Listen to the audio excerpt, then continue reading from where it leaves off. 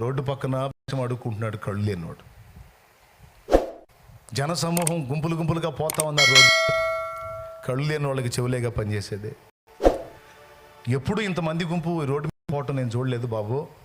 అయ్యో అయ్యా, ఇంతమంది గుంపులు గుంపులు వెళ్తున్నారు, ఏం జరుగుతుందయ్యా, ఎవరు పోతున్నారు? వాళ్ళలో ఒకడు అన్నాడు, నీకు తెలియదా, నజరేయుడగు యేసు ఈ మార్గాన పోతున్నాడు. యేసు ప్రభువా?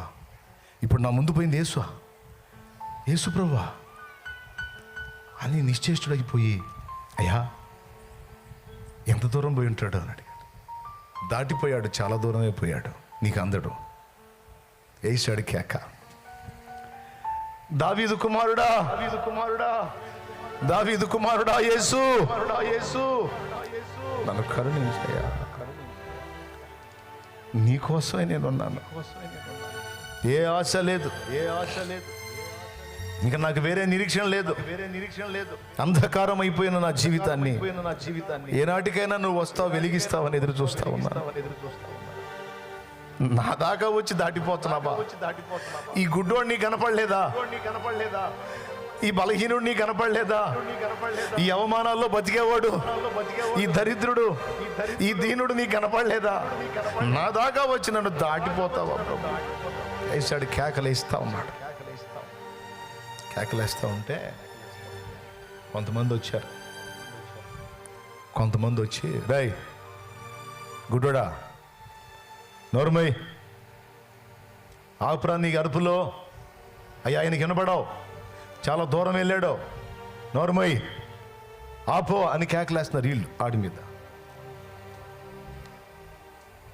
వాడేం చేశాడు తెలుసా? అడుక్కునేవాళ్ళు మనం గెదింతే లోపడతారు. ఎందుకంటే మనం భిక్షం ఏమేమో అనే భయం వాళ్ళకి. ఏమండి, ఇంట్రెస్ట్గా వింటున్నారా?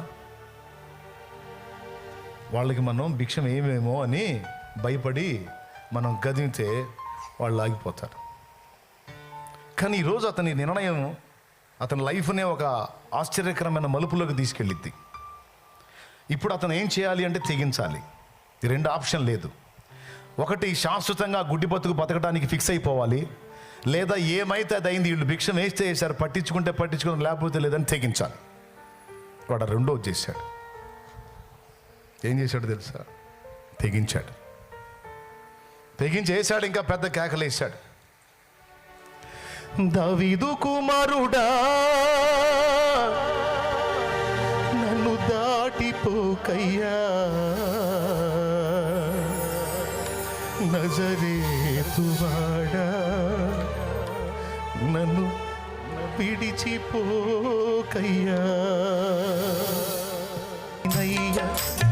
నువ్వు తెరువవా మగవాడినయ్యా, నా స్వరము నీయవా గుడ్డివాడిన. ఏమండి, వాడు ఎందుకు తెగించాడో తెలుసా? వాడు అనకూడదులే, ఆయన ఎందుకు తెగించాడో తెలుసా? కళ్ళు లేనివాడు. ఈ దరిద్రులు ఏం చేయాలండి? వచ్చిన దరిద్రులు ఏం చేయాలండి? స్వస్థపరిచే దేవుడు సమీపంలో ఉంటే, అరే రే రే రే రే ఈడు గుడ్డోడురా, ఆ గుడ్డోడు కళ్ళు తెరిచేవాడు, ఆయన పోతున్నాడు, ఈ తిక్కునోడు చూడలేదనుకుంటా, కళ్ళు లేవుగా, మనమన్నా తీసుకెళ్దాం, ఆ యేసుప్రభుని ఆపండిరా, వేయండిరా, కేకేయండిరా, మనం వరుద్దాం, పాండిరా, ఆయన ఆపండిరా, ఈయన్ని తీసుకెళ్దాం ఆయన దగ్గరికి అనుకోవాలి కదండి. ఈ దరిద్రులు అనుకోవాలి కదండి. వీళ్ళు ఇతన్ని ఆయన దగ్గరికి చేర్చడానికి సహాయం చేయకపోగా, వీళ్ళు కేకలేసి ఆయన ఆపకపోగా, వీనిని ఆయన దగ్గరికి చేర్చకపోగా, ఆయనకు మొత్తుకుంటున్నవాడు నోరు మూపిస్తున్నారు, ఆయనకు మొర్ర పెట్టుకుంటున్నవాడు నోరు మూపిస్తున్నారు. ఈ దరిద్రులు వాళ్ళ మాట ఎందుకు లెక్క చేయాలండి? అతడు బాగుపడటం ఇష్టం లేని రకాలు ఇవి. జీవితం బాగుపడటం, ఆశీర్వదించబడటం, రూపాంతరం చెందడం ఇష్టం లేని బ్రతుకులు ఇవి. వీళ్ళు సాయం చేయరు, సాయం చేసే దగ్గరికి వీళ్ళు పోనీరు. ఇంకా చెప్పాలంటే నోళ్ళు మూపిస్తారు వీళ్ళు. కడుపు మండిపోయింది వాడికి. రే నా గుడ్డి బతుకు మీకు అర్థం కావాలంటే మీ కళ్ళు పోతే మీకు అర్థమవుతురా? నా కంచంలో ఏముందో నాకు తెలియదురా. అరే ఇంత నలుసు పడ్డా మీరు తీసుకొని తింటారు, కానీ నా కంచంలో ఈగలు పడ్డాయో, దోమలు పడ్డాయో, చీమలు పడ్డాయో నాకు తెలియదురా, మిడతలు పడ్డాయో, ఏం పడ్డాయో తెలియదురా. నేను అలా కలుపుకొని తింటా ఉంటే అది నా పంటి కింద పడి నాకు అర్థమైనప్పుడు, నా నోరు వాసన వచ్చినప్పుడు అయ్యో ఏదో పడినట్టుందని అన్నాన్ని పక్కన పెట్టుకుని ఏడ్చుకుంటా చేతులు కడుక్కుని ఉంటారా నేను. నా బాధ మీకు తెలుసురా. కళ్ళు లేని అంధకారపు బ్రతుకు, నా జీవితంలో వెలుగు చూడలేదురా నేను. కనీసం నన్ను కన్నా తల్లి ముఖం నాకు తెలియదు, నా తండ్రి ముఖం, నా ముఖం కూడా నాకు తెలియదురా. రోడ్డు మీద వస్తుంటే కళ్ళు ఉన్నోళ్ళు గేదెలు వస్తున్నాయి, అయ్యో వస్తున్నాయి, వస్తున్నాయి పక్కకు తొలుగుతారా, నాకు తెలియదురా. ఎక్కడ గుంటుందో, ఎక్కడ మెరకుందో నాకు తెలియదురా. ఎక్కడ పశువులు నా మీదకి వచ్చి పడతాయో నాకు తెలియదు. ఎన్నోసార్లు పశువులు నీటినప్పుడు కింద పడి కాళ్ళు దెబ్బతిన్నాయి. గుంటామెట్ట అర్థం కాక పడి ఎన్నోసార్లు నా మోకాళ్ళు కొట్టుకుపోయింది. కన్నీళ్ళు రా నా బ్రతుకు, శాపం రా నా బ్రతుకు, ఏడుపు రా నా బ్రతుకు. నా కళ్ళు వెలిగించేవాడు, నన్ను బాగు చేసేవాడు నా ముందుగా పోతుంటే, నా కోసం ఆయనను కేక వేసి ఆపకపోగా, నన్ను ఆయన దగ్గరికి చేర్చకపోగా, దరిద్రులారా నా నోరు మూపిస్తారా? మిమ్మల్ని నేను ఎందుకు లెక్క చేయాలరా? నేను మిమ్మల్ని నమ్మను, నేను ఆయననే విశ్వసిస్తాను, నేను ఆయననే నమ్ముకుంటాను.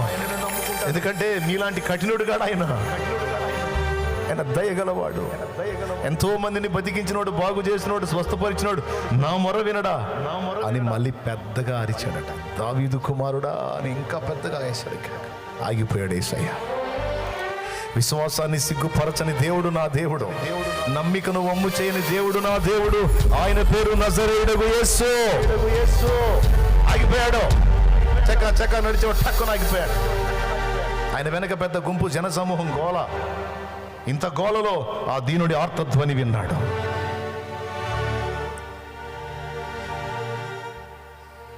ఆగి అటు చూపించి వారిని నా యొద్దకు తీసుకుని రండి అన్నాడు.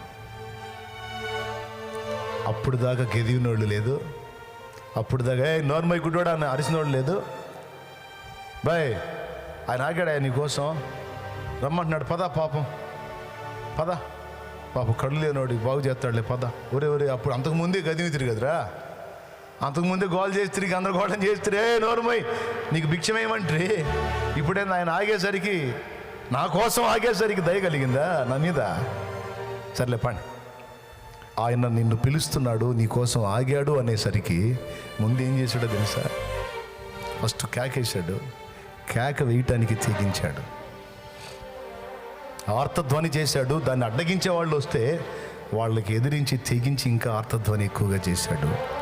యేసు నీ కొరకు ఆగాడు, నిలిచున్నాడు అన్న విషయం తెలుసుకుంది. రెండో పని ఏం చేశాడో తెలుసా? చేతిలో ఉన్న కర్ర పరుచుకొని అడుక్కుంటాడు కదా బట్ట,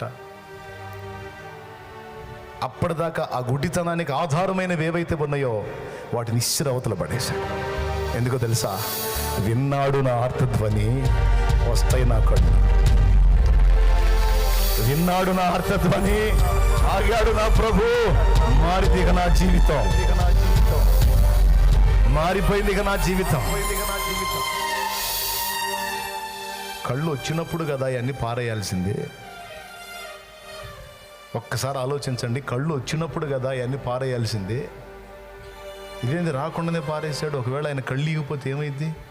ఆ అనుమానం అతనికి లేదు, ఆ అనుమానం అతనికి లేదు. విశ్వాసం ఉంది. ఈరోజు మనలో అలాంటి నిశ్చయిత ఎంతమందికి ఉంది?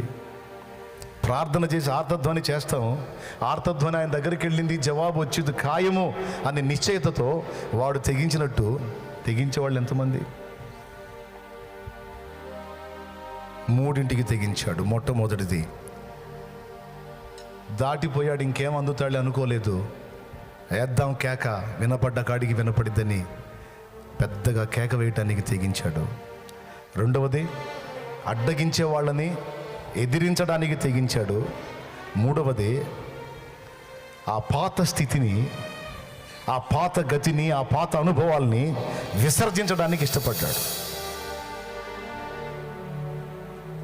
పాత అనుభవాలని, ఆ పాత శాపగ్రస్తమైన జీవితాన్ని ఇక నాకు అక్కర్లేదు. నా ప్రభు నా స్వరం విన్నాడు, నా కోసం ఆగాడు. నేను ఆయన దగ్గరికి వెళ్ళిపోతాను, నేను ఆయన దగ్గరికి వెళ్తాను. నా జీవితం విప్లవాత్మకంగా మార్చగలిగే సమర్థుడు నా కోసం నిలబడ్డాడు. నేను ఆయన యందు విశ్వాసం ఉంచుతున్నాను, నేను ఆయన మీద ఆనుకుంటానని ఈ ప్రాచీన అనుభవాలన్నీ విసర్జించాడు. ఈరోజు ఇక్కడ కూర్చున్న మీతో నా దేవుడు మాట్లాడుతున్నాడు. ఇక్కడ కూర్చున్న మీతో నా తండ్రి మాట్లాడుతున్నాడు. ఈరోజు నీ కోసం ఆయన నిలిచున్నాడు. ప్రభువుకి నువ్వు కావాలి, ప్రభువుకి నువ్వు కావాలి. నీ జీవితం ఆయనకు అందుబాటులోకి వస్తే ఆయన రక్తంతో నిన్ను కడిగి పరిశుద్ధపరిచి నూతనమైన జీవాన్ని నీకు ఇచ్చి సమాజానికి ఆశీర్వాద కారణంగా, సమాజానికి దీవెనకరంగా, అనేక మందికి నువ్వు ఒక ఆశీర్వాదంగా మారేటట్టు నిన్ను చేయడానికి నా ప్రభు నీ కోసం ఎదురు చూస్తున్నాడు. నా ప్రభువుకి నువ్వు కావాలి అంటున్నాడు ఆయన. తెగించగలవా యేసయ్య కోసం? ప్రాచీన జీవితాన్ని విసర్జించి నూతన జన్మ అనుభవంలోనికి రావడానికి తెగించగలవా? నీ జీవితాన్ని యేసు ప్రభు చేతికి అప్పగించడానికి తెగించగలవా?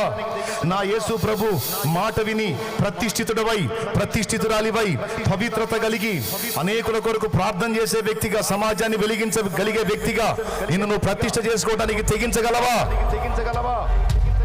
నువ్వు అలా తెగించి నిలబడితే నిన్ను వెలిగించడానికి నా దేవుడు సిద్ధం. 2006వ సంవత్సరంలో నేను నిలబడ్డాను. నా ప్రభువా, ఇదిగో నేను సిద్ధపడుతున్నాను ప్రభువా, నువ్వు చెప్పిన వాటన్నిటిని నెరవేర్చడానికి నేను తెగిస్తున్నాను తండ్రి అని నిలిచాను. ఆ రోజు నుంచి ఈ రోజు దాకా ఆయన కృపతో నన్ను నింపి ఆయన దయతో వాడుకుంటున్నాడు నా ప్రభు. హల్లెలూయా. దానికంటే ముందు ఒకదానికి తెగించాను.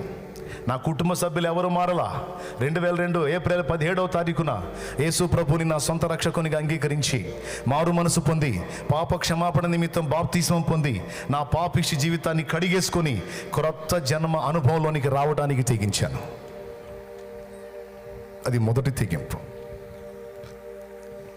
నా ఫ్యామిలీ ఏమనుకుంటారో, నా ఫ్రెండ్స్ ఏమనుకుంటారో, ఎవడేమనుకుంటాడో, నా బంధువులు ఏమనుకుంటారో తీసి అవతల పెట్టేశా. 25-30 మొక్కులు ఉన్నాయి దాదాపు.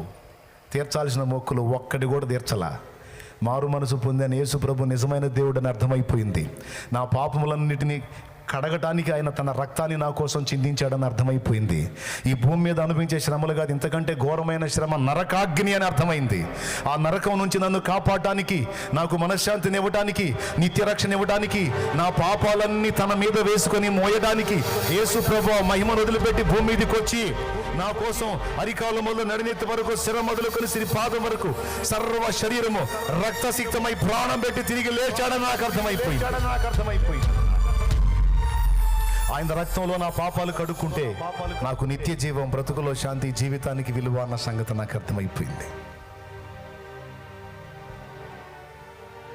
మారు మనసు పొంది పాప క్షమాపణ నిమిత్తం బాప్తిస్మం పొంది నా జీవితాన్ని ఆయన చేతికి అప్పగించాను. వినండి, నేను తెగించినటువంటి తెగింపు నాకు వ్యర్థం కాల. సరైన టైంలో నేను తీసుకున్న సరైన నిర్ణయం నా లైఫ్ని ఆశ్చర్యకరమైన మలుపు తిప్పి నా బ్రతుకును ధన్యం చేసింది.